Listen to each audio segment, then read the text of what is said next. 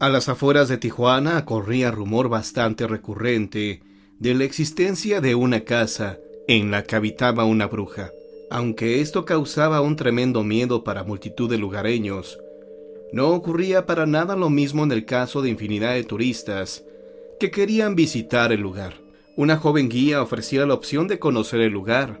No obstante, nadie había conseguido verla, y los que lo hicieron nunca más volvieron a ser vistos. Una pareja estadounidense procedente de Boston decidió comenzar una ruta por diferentes municipios de México, y entre ellos, una de las paradas prácticamente obligatorias fue la de conocer esta hermosa ciudad. Cuando la pareja llegó al lugar y se enteró de las noticias que eran contadas en cualquiera de los bares por los que pasaban, comprendieron que tenían que ver con sus propios ojos aquella casa en la que, al menos aparentemente, habían sucedido extraños sucesos que resultaban inexplicables para la mayoría de los científicos. Emily era la guía que con gusto acompañaba a los turistas que deseaban conocer la historia verdadera de la casa.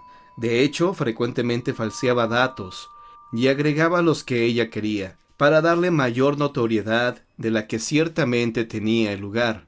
Sin embargo, tenía un horario que cumplir y no le gustaba quedarse por los alrededores al anochecer.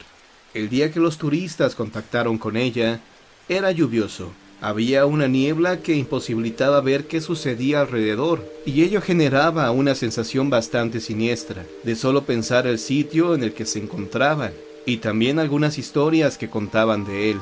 La mujer, que se llamaba María, empezó a sentir un gran pánico de solamente recordar algunas de las historias que le habían sido contadas, tanto por la gente del lugar como por Emily, y quiso marcharse del sitio, aunque su esposo la convenció para dar un paseo, prometiéndole que no pasaría nada. Mientras Emily estaba hablando por el celular con un compañero suyo, los turistas se adentraron al bosque. Llegando a un punto, la mujer del turista puso su mano sobre el hombro de su marido, y éste le respondió igualmente. Sin embargo, al volverse para abrazarla, se dio cuenta que era una mujer de otra época. Pronto recordó las historias de la bruja, y cómo ésta se había llevado a su mujer sin él percatarse. Rompió a llorar, pero no brotaron las lágrimas de sus ojos porque no podía. Trató de gritar, pero le resultaba imposible, y andar tampoco podía hacerlo. Entonces cerró los ojos y aceptó sus circunstancias. Había desafiado los consejos que les dieron por curioso, y no podía hacer otra cosa. 30 minutos después, era el momento de reunirse de nuevo con los excursionistas. Fueron llamados, pero no aparecieron para regresar. Con la llegada de la policía al día siguiente, solamente hallaron sus carteras y sus mochilas. Nunca más volvieron a ver a los turistas. Junto con el nuevo trabajo de Andrés vinieron cambios para toda la familia. El principal fue que tuvieron que mudarse de ciudad. A los más pequeños no les molestaba el cambio, pero el hijo mayor, un adolescente de 15 años de edad, no estuvo de acuerdo. Había dejado sus amigos, su escuela, su vida atrás. Al llegar a su nuevo hogar se impresionaron un poco. La casa era enorme vista desde fuera, más de lo que se habían imaginado. La madre saltaba de gusto con sus 2 hijos pequeños. Les parecía un castillo. El padre se sentía orgulloso de ver a los miembros de su familia tan contentos, aunque su hijo mayor no expresaba emoción alguna. Solo cargaba las mochilas hasta la entrada sin decir una palabra. Decidieron entrar todos juntos. Tomados de la mano, pasaron a un gran salón que estaba en su totalidad amueblado. Había en la pared el cuadro de un payaso, con el puño cerrado, lo cual logró que el jovencito entrara en el ambiente de festejo de los demás diciendo: «¡Qué buen gusto tienen para decorar!», mientras se reía de forma sarcástica y apuntaba hacia el cuadro. «Yo creo que es bonito», dijo uno de los pequeños, y así asintieron los demás. El único que no estuvo de acuerdo fue el padre, que por mayoría de votos, el cuadro permaneció en su lugar. Después de hablar un rato sobre su nueva casa y hacer planes, fueron a dormir cansados. A la mañana siguiente el padre se levantó más temprano que todos con una actitud sospechosa. Pasado un instante, la policía llegó al lugar, mientras él les comunicaba a sus hijos que su madre había fallecido de un infarto. Nadie prestaba atención al cuadro del payaso, pero éste había subido un dedo de su mano. Esa noche la tía de los pequeños vino desde lejos a cuidarlos, mientras el padre se organizaba. Pero a los pocos días, el hombre murió también ahogado en la bañera. Pensaban que se había suicidado. De nuevo, nadie notaba el cuadro, pero el payaso había levantado ya 2 dedos. Uno de los pequeños se enfermó gravemente. Mientras estaban en el hospital, el payaso levantó el 3er dedo. La tía llegó a casa a comunicarles que su hermano había muerto. Un poco confundido, el joven se fue a la calle tratando de digerir lo sucedido, pero su familia se estaba acabando. Cuando el joven regresó, vio la casa hecha cenizas. Se había quemado por completo con su hermana y su tía adentro. Esta vez sí estaba completamente solo. Entre gritos y llantos pudo ver que lo único que los bomberos lograron rescatar intacto era el cuadro del payaso, con la mano completamente abierta. Después de pasar 10 años entre ventas, regalos y subastas, el cuadro llegó a manos de otra familia. Cuando lo colgaron en la pared, este tenía su mano completamente cerrada, esperando un nuevo conteo. La novia fantasma. El día de su boda, una novia se entera que su prometido tiene una amante. En lugar de cancelar el compromiso, se casan y se van de luna de miel a Cuernavaca. En el trayecto, ella comienza a reclamarle por su infidelidad. El esposo, al sentirse descubierto, se orilla en la carretera para aclarar la situación. Salen del auto y comienzan a discutir acaloradamente. La mujer se altera más y le da de cachetadas. El esposo, al sentirse descubierto, se orilla en la carretera para aclarar la situación. Salen del auto y comienzan a discutir acaloradamente. La mujer se altera más y le da de cachetadas. El novio pierde la cabeza y saca una navaja para espantarla, pero ella, sin intimidarse, se le va nuevamente a los golpes. El hombre la apuñala en varias ocasiones, dejándola tirada sobre la carretera. Creyendo que ya estaba muerta, sube a su auto y se da a la fuga. La mujer, como puede, se pone de pie y pide ayuda al primer automovilista que pasa, en este caso a un trailero. El buen hombre se detiene para ayudarla y la lleva a un hospital de México, pero ella ha perdido mucha sangre y a los pocos minutos fallece. Cuenta la leyenda que si manejas solo y por la noche en la carretera México-Cuernavaca, a la altura de donde está el monumento a Morelos, se te aparece la novia apuñalada pidiendo un aventón. Si no te detienes, de todas formas se te sube al auto y la puedes ver por el espejo retrovisor, sentada atrás de ti. El invitado, escrito por Alejandro Vega. Desde el momento en el que Luis entró a la casa, se sintió observado por alguien, pero sabía que esto era algo ridículo, pues el viejo Pedro había muerto una noche atrás, y él no tenía familiar alguno, ni mucho menos un amigo que pudiera estar ahí. Luis no quiso prestar atención a esto, pues creyó que solamente eran sus nervios traicionándolo en el peor momento posible. Por lo tanto, se dispuso a recorrer la casa de un lado a otro lo más rápido que pudo. Cada vez que Luis pasaba junto a uno de los varios cuadros que colgaban en las paredes de la casa, por alguna extraña razón se volvía a sentir observado, como si las personas retratadas en las pinturas fueran quienes no lo dejaran de mirar rencorosamente por haber entrado a la casa.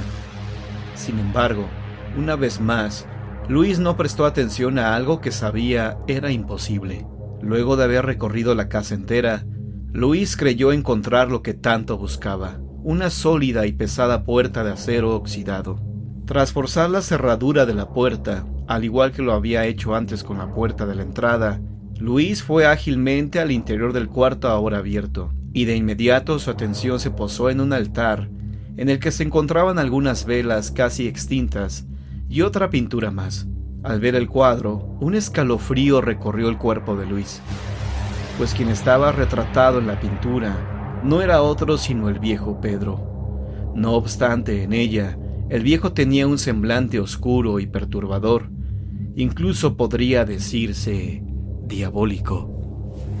Hasta ese momento Luis nunca había hecho caso a todo lo que decía, que al pasar de noche por la casa del siniestro viejo, se le podía escuchar platicar con alguien desconocido, alguien de quien solo se podía escuchar un horrible y atroz sonido por voz, la cual, al parecer, alegraba al viejo de alma negra únicamente con oírla.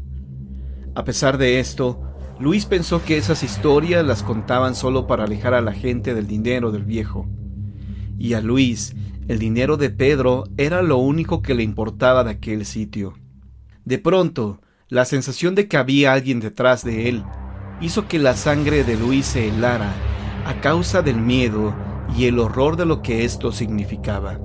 Todos aseguran que en la noche en la que Luis desapareció de este mundo, se escuchó nuevamente la macabra risa del viejo Pedro, haciendo que nadie volviera a pasar por su maldita casa por tal motivo. Pues además de haber muerto una noche antes, todos sabían que el único capaz de hacer reír al viejo perverso no era otra más que el demonio mismo. El silente espectro merodeaba taciturno por el camposanto. Tenía hambre, y así pareciera un caníbal, necesitaba alimentarse. No podía comerse a los vivos. Estos estaban fuera de su alcance, pero los espíritus recientes de gente fallecida, niños, ancianos y mujeres, era el alimento de los espectros andantes. Por eso cada noche merodeaba el cementerio aquella alma en pena, que no encontraba el descanso. Ese día en una lúgubre fosa común había varios cadáveres, niños, hombres, personas sin familia, muertos en la indigencia, en plena calle. El aura de aquel espectro se sintió atraído por aquella energía que emanaba de aquella sepultura. Necesitaba alimentarse de aquella energía reminiscente. Cada día hacía lo mismo, se alimentaba de la energía de cadáveres recién fallecidos. Se daba su festín y luego vagaba, lamentándose de su destino. Su agonía era indescriptible, pero solo era oída por el resto de los espectros que por ahí vagaba. La energía que quitaba aquellos cuerpos los convertía en los siguientes espectros que vagarían por la eternidad. En la lontananza de aquel camposanto, y entre tanto lamento, no todos los espectros eran iguales algunos. No se alimentaban de la energía de otros cuerpos. Más bien los miraban por encima del hombro con gran desdén. Solo los visitaban y antes de llegar a su destino, se presentaban ante ellos. Otros, en cambio, les encantaba asustar a niños y ancianos. Se impregnaban del terror que producían en ellos.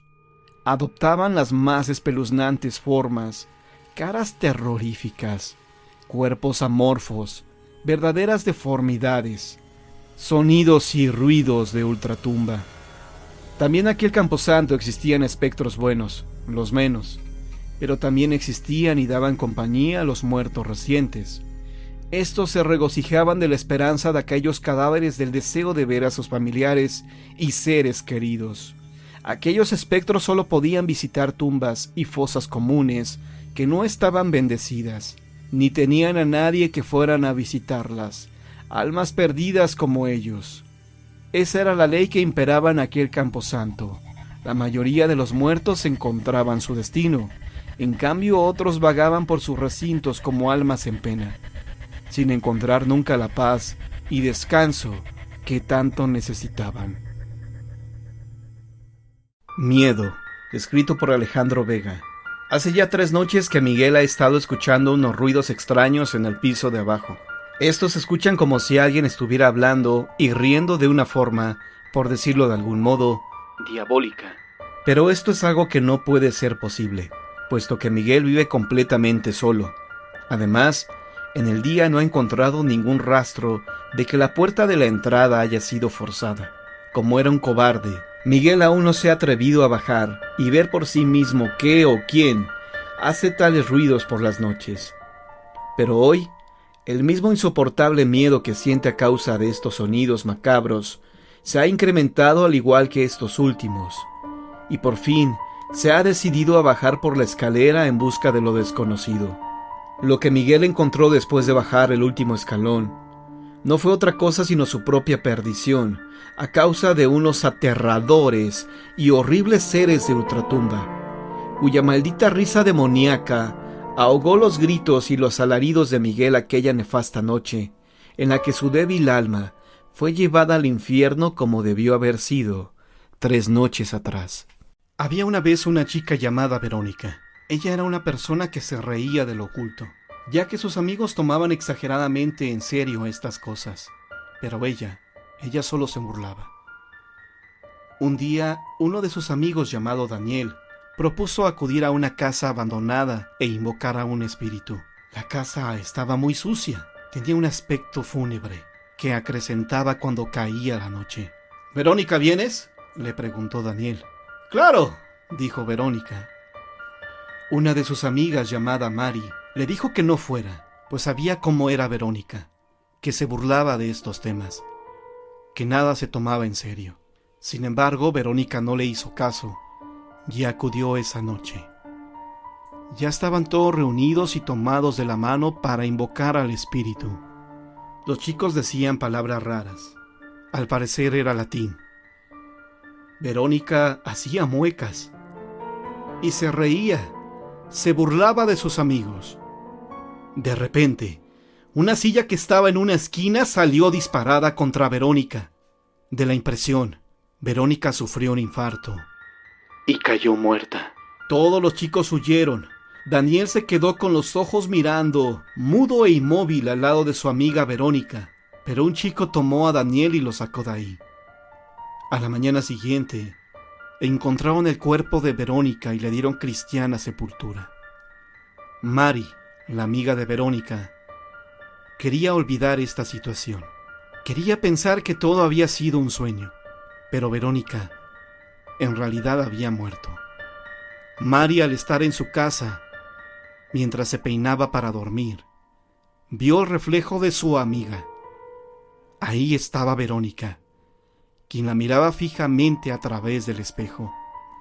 Mari en verdad sintió tanto miedo al ver a Verónica en el espejo, que con el cepillo rompió el espejo para que Verónica no se reflejara más.